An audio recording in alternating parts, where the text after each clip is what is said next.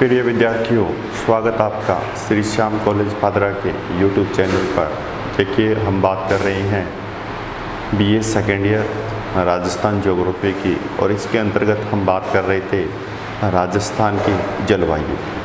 और राजस्थान की जलवायु के अंतर्गत हमारा जो टॉपिक चल रहा था वो लास्ट टॉपिक था जलवायु की।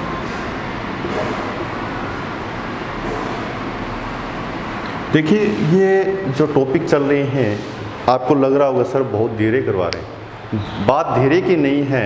अगर आपको कंसेप्ट अच्छे से समझ में आ जाता है, और क्या होता है कई बार जल्दबाजी में ये सिस्टम हम एक बार तो रिकवर कर सकते हैं, लेकिन दोबारा जब भी एग्ज़ाम का टाइम आता है तो उस समय हमें ये लगता है कि शायद हमें याद नहीं है। ये जो धीरे का कारण है, हम स्लोली चलेंगे, इतना ज़्यादा स्लोली भी सिस्टम नहीं है, थोड़ा वाइड एरिया है, तो कुछ चीज़ें होती हैं जो कंसेप्चुअल होती हैं, उनमें समय अधिक लगता ही है। तो इसलिए आप ये मत सोचिए कि सर टाइम अधिक ले रहे हैं। अगर आपको ये चीज़ समझ में आ जाती है, समझना ऐसे हैं ताकि आपको एग्ज़ाम हॉल में भी बैठे हुए ये सारे के सारे क्लासें आपके सामने इर्द गिर्द घूमती रहे। इस प्रकार से आपको याद करना है, और वैसे ही मैं यहाँ पर करवा रहा हूँ ताकि आपको भविष्य में ऐसी कोई दिक्कत नहीं हो। हर एक पहलू को, हर एक चीज़ को मैं यहाँ पर क्लियर करवा रहा हूँ, इसलिए आप बड़ी बारीकी से इसका अध्ययन करें और अपने कंसेप्ट को क्लियर करें। ठीक है, हम बात कर रहे थे जलवायु वर्गीकरण की।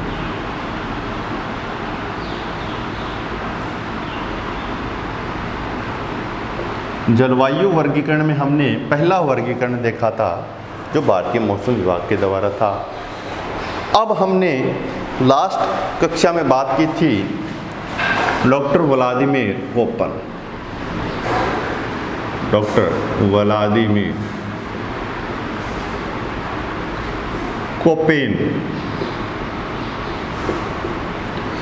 कोपेन का जलवायु वर्गीकरण, और इसके बारे में हमने थोड़ा बहुत इसका सामान्य परिचय देखा था। हमने क्या देख लिया था? हमने देखा था कि इसने कुछ बड़े अक्षरों की बात की थी। इसने सीधा स्पष्ट ये नहीं कहा कि ये उष्णकटिबंधीय क्षेत्र है। इसने कह दिया ये ए क्षेत्र है, ये बी क्षेत्र है, ये सी है, ये डी है, ये ई है। अब इसका अर्थ हमें साइड में दे रखा है, उसके माध्यम से हमें पता चल रहा है कि जहाँ जहाँ ए लिख दिया वहाँ पर क्या होगा? उष्णकटिबंधीय। जहाँ जहाँ बी लिखा है वहाँ पर है शुष्क जलवायु। जहाँ जहाँ सी लिखा है उपार्द्र जलवायु।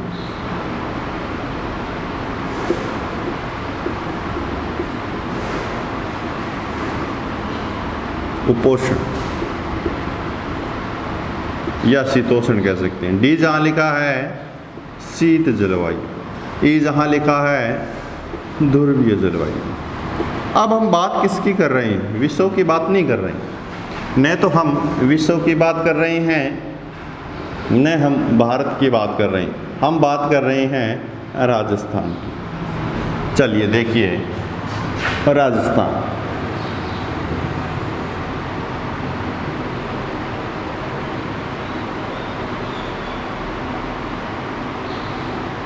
राजस्थान की बात कर रहे हैं। ऐसा कोई क्षेत्र मिल रहा है यहाँ पर जहाँ शीत जलवायु पाई जा रही है? या ऐसा कोई क्षेत्र है जहाँ पर वर्ष भर यहाँ पर बर्फ है, ध्रुवीय क्षेत्र हो? दिखाई दे रहा है?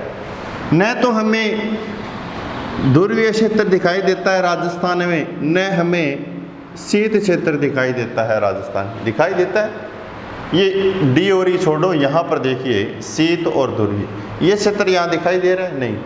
उपोष्ण क्षेत्र कहीं दिखाई देता है, और शुष्क तो दिखाई देता ही है, उष्णकटिबंधीय भी दिखाई दे रहा है। ये तीन क्षेत्र हमें दिखाई देते हैं राजस्थान में, तो इसकी तो हमें बात ही नहीं करेंगे। तो आपके सामने कुल राजस्थान से संबंधित कितने बड़े अक्षरों की बात करनी है?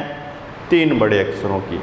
ए उष्णकटिबंधीय, बी शुष्क और सी उपोष्ण। विश्व के संदर्भ में, भारत के संदर्भ में बात करेंगे तो क्या आएगा? डी और ई।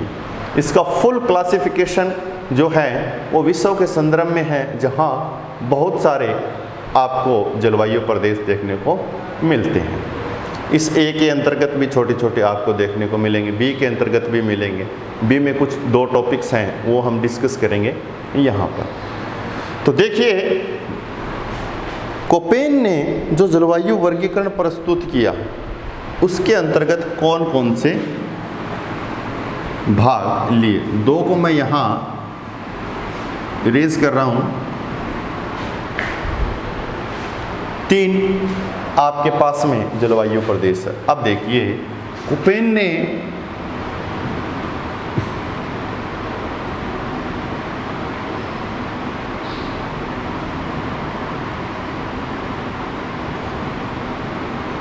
कितने भाग हो गए, 1, 2, 3 और 4। कोपेन ने राजस्थान को कुल कितने जलवायु प्रदेशों में विभाजित किया है? 4 जलवायु प्रदेशों में विभाजित किया है। और 4 जलवायु प्रदेश कौन कौन से हैं ये देख लीजिए। 4 जलवायु प्रदेश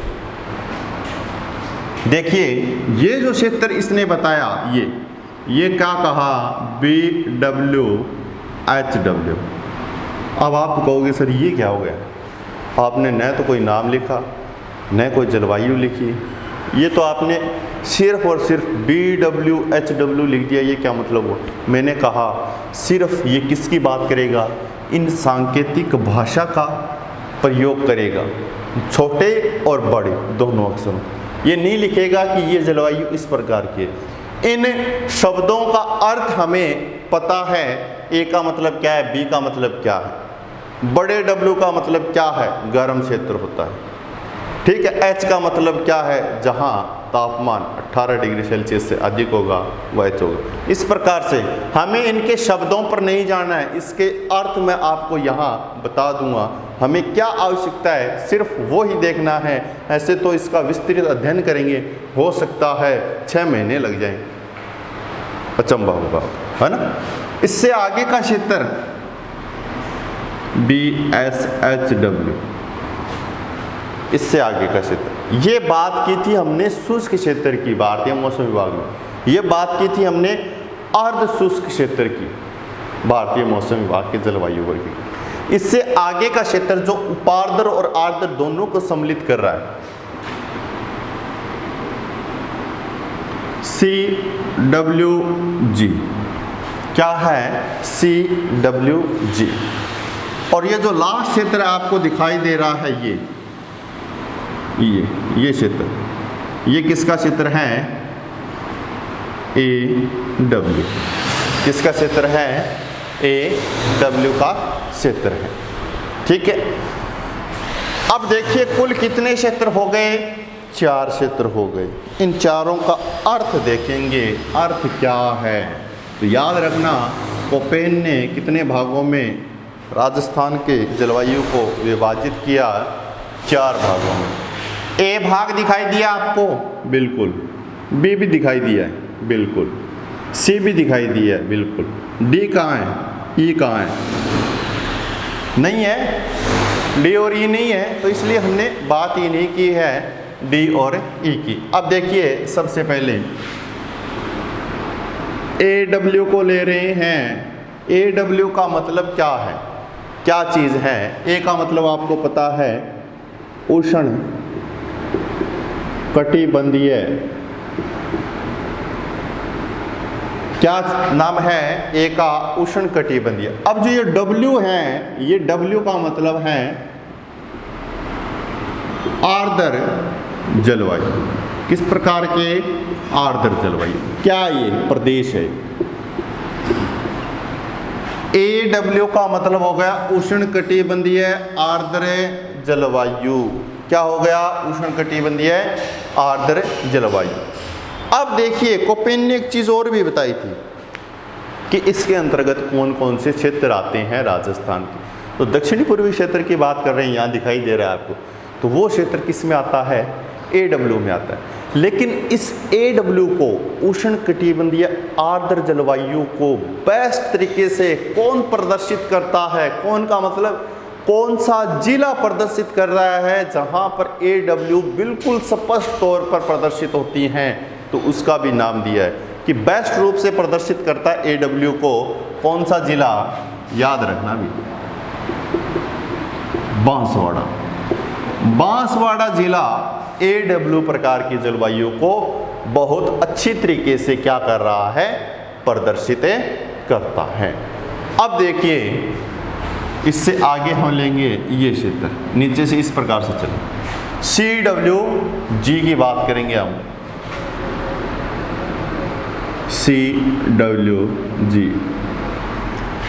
अब C की बात की हमने तो क्या किया था, उपोष्ण, उपोष्ण की बात की, न ज़्यादा गर्म न ज़्यादा ठंडा, उपोष्ण लिख सकते हो। लेकिन यहाँ की जलवायु है वो किस प्रकार से हैं, उपार्द्र जलवायु है। किस प्रकार की जलवायु है, उपार्द्र, न तो अति आर्द्र है, न शुष्क है, अर्धशुष्क है, मध्यम स्तर की जलवायु पाई जाती है। कहाँ पर है, यहाँ पर। ये जो W लिखा है और C साथ में है तो कैसा हो गया, उपोष्ण के क्षेत्र में कैसा हो गया, ये उपार्द्र जलवायु हो गई, उपार्द्र जलवायु प्रदेश। अब इस उपार्द्र जलवायु प्रदेश, अब देखिए ये जो जी है ना, जी का मतलब होता है गंगा का मैदान। तो यहाँ पर मैदानी क्षेत्र है क्या, बिल्कुल है। भौतिक प्रदेशों में आपने देखा था यहाँ का जो क्षेत्र है वो मैदानी क्षेत्र आपको दिखाई देता है। तो ये जो जलवायु प्रदेश है, इस जलवायु प्रदेश को बेहतर तरीके से कौन प्रदर्शित कर रहा है, टोंक जिला है, वो जिला बिल्कुल बेहतर तरीके से प्रदर्शित करता है। किसके अनुसार, याद रखना, भूल मत जाना, डॉक्टर कोपेन, व्लादिमीर कोपेन। इससे आगे बात करते हैं,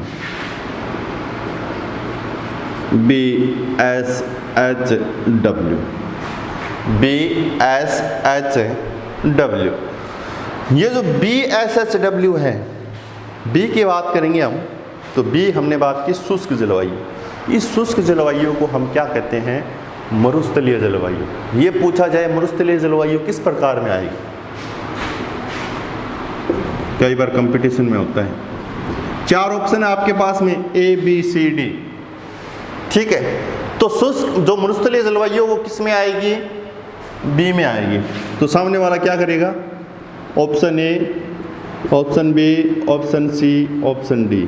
सामने वाला ऐसे ही नहीं छोड़ेगा, आपको घुमाएगा, बड़े अच्छी तरीके से घुमाएगा। यहाँ लिखेगा D, यहाँ लिखेगा C, यहाँ लिखेगा B, यहाँ लिखेगा A। अब आपके दिमाग में क्या होगा कि मरुस्थलीय जलवायु है वो बी प्रकार की जलवायु है, तो जल्दबाजी में क्या हो जाता है, बी है, ये हो। लेकिन इसके सामने नहीं देखते हो, यहाँ सी लिखा हुआ है, सी प्रकार की जलवायु नहीं है, हमें बी प्रकार की जलवायु देखनी थी जो मरुस्थलीय है। ये हमारा 3 नंबर आंसर बिल्कुल सही होगा। ऐसे क्वेश्चन वर्तमान पैटर्न में चल रहे हैं। तो ये थोड़ी सी बात हो गई कंपटीशन लेवल वालों की, ठीक है। अब हम आगे बात करते हैं कि BSHW, बी होगा शुष्क जो मरुस्थलीय क्षेत्र है। यहाँ हमने इस पूरे क्षेत्र की बात की थी भौतिक प्रदेश में, मरुस्थलीय प्रदेश के। मरुस्थल में हमने दोनों चीज़ देखी थी, शुष्क और अर्धशुष्क देखी थी ना, शुष्क और अर्धशुष्क। जो अर्धशुष्क प्रदेश हैं, कोपेन के अनुसार वहाँ पर क्या शाब्दिक अर्थ लिया है, BSHW, अर्धशुष्क कह सकते हो, या मैंने उस समय बात की थी किस प्रकार की, स्टेपी जलवायु प्रदेश। और स्टेपी जलवायु प्रदेश में क्या मिलता है ये भी मैंने बताया था, क्या मिलता है, घास का क्षेत्र मिलता है। कौन सा क्षेत्र मिलता है, घास का क्षेत्र मिलता है। और इस प्रदेश को बेहतर तरीके से कौन प्रदर्शित कर रहा है, कौन, नागौर जिला। कौन कहता है ये बात, कोपेन कहता है, ठीक है। फिर उसके बाद में लास्ट रह गई आपकी BWHW।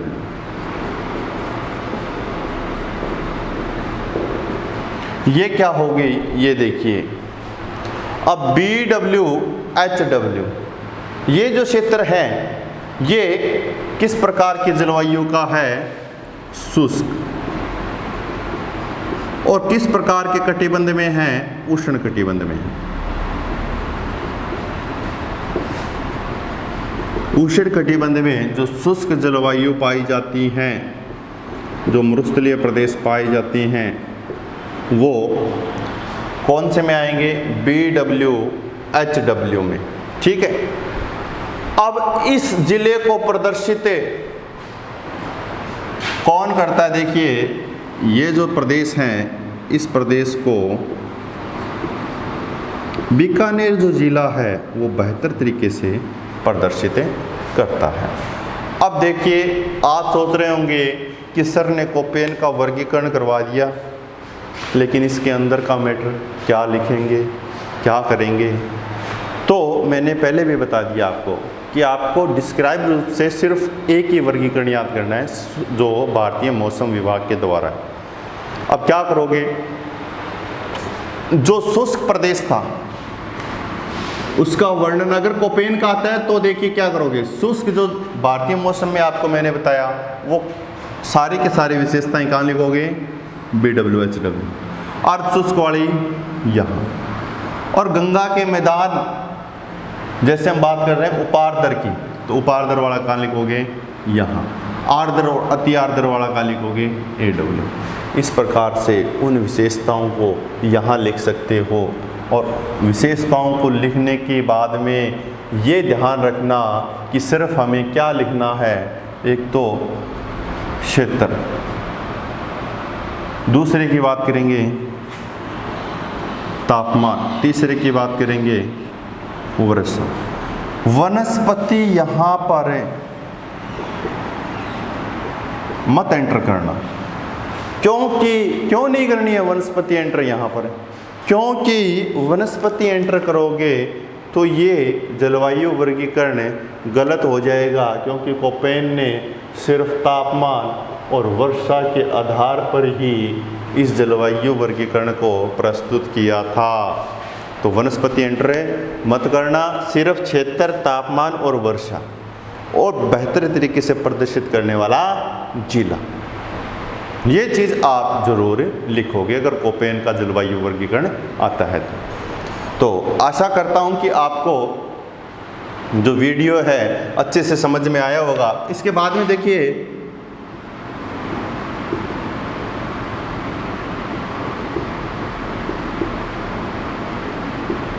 थॉर्नथवेट, ट्रिवार्थ, दो ऐसे जलवायु शास्त्री हैं जिनका वर्गीकरण हमें अध्ययन करना है। वो अध्ययन हम करेंगे नेक्स्ट क्लास में। पहला हुआ भारतीय मौसम विभाग, दूसरा हो गया कोपेन, तीसरा करेंगे हम थॉर्नथवेट का, और चौथा करेंगे हम ट्रिवार्था का। इसी प्रकार से उन्होंने भी शाब्दिक जो सांकेतिक भाषा है उसका प्रयोग किया है। तो चलिए आज के लिए हम इतना ही पढ़ेंगे, बाकी हम नेक्स्ट क्लास में पढ़ेंगे। Thank you very much. जय हिंद, जय भारत।